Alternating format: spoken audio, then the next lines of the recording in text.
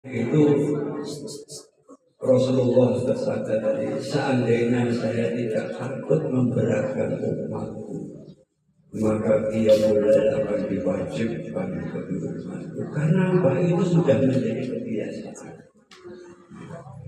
Oleh karena itu tadi,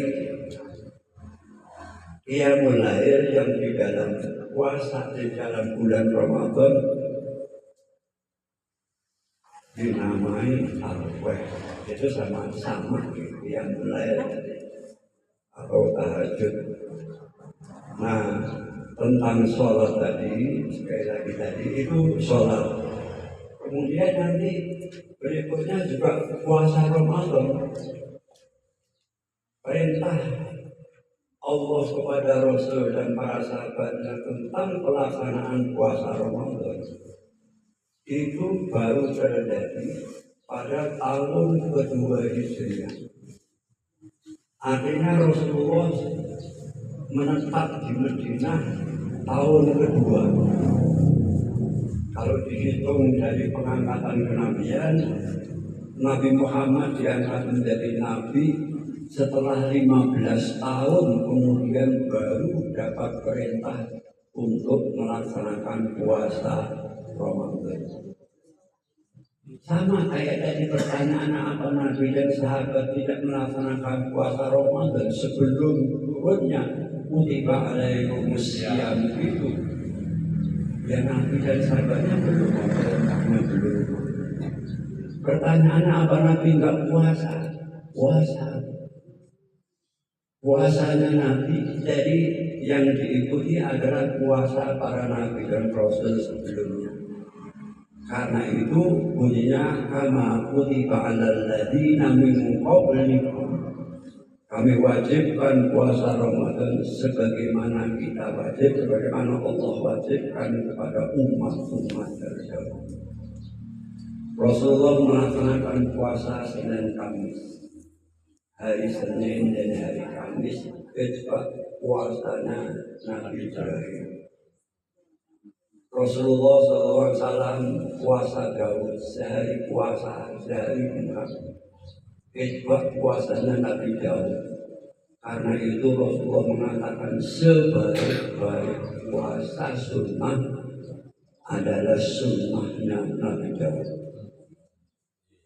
Karena itu dilaksanakan Rasulullah selama 15 tahun sebelum turunnya perintah tadi.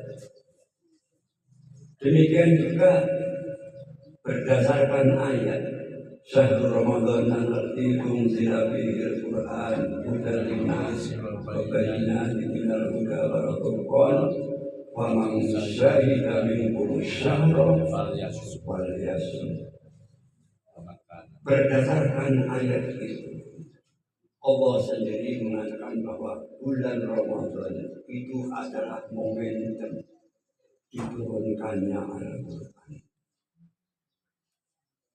Al-Quran ini dari Allah di dalam cerita sedikit wahyu Allah itu diturunkan secara tadriji, sedikit-sedikit. Kira-kira di dalam ulumul Quran, wahyu yang pertama itu adalah surat Al-Alaq 5 ayat pertama.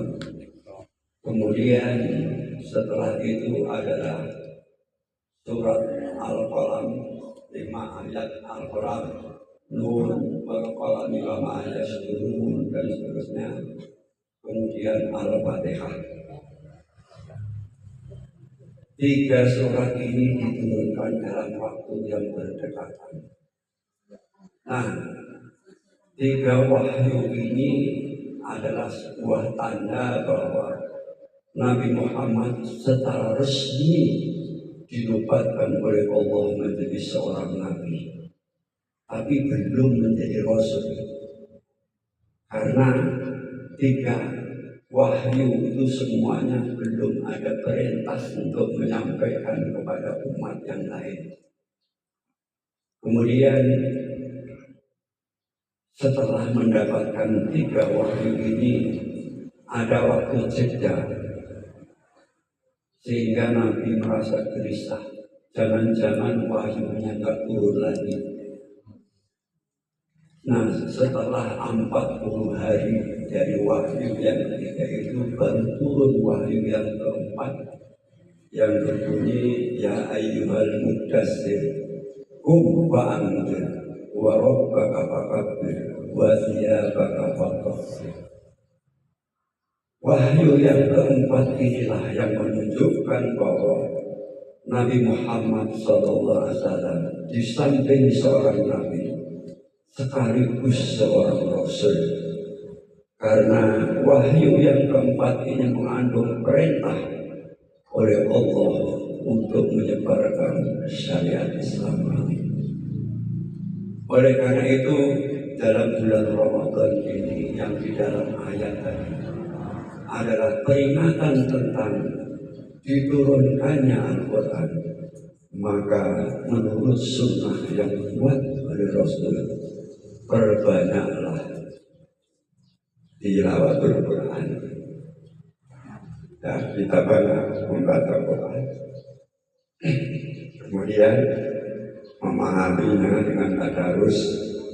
Membaca Quran ini sekali lagi harus dibaca etika dan adab akhlak membaca Quran ini dengan penuh rasa perasaan, seakan-akan kita ini menjadi aktor yang membaca naskah.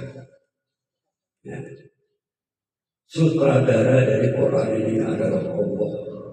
Karena itu membaca Quran dengan penuh perasaan. Di saat kita membaca berita yang baik, bergembiralah. Di saat kita menerima berita yang buruk, menangislah, istighfarlah kepada Allah. Insya Allah Allah akan memberikan petunjuk dan hidayah kepada kita. Demikian. Terima kasih. Sekarang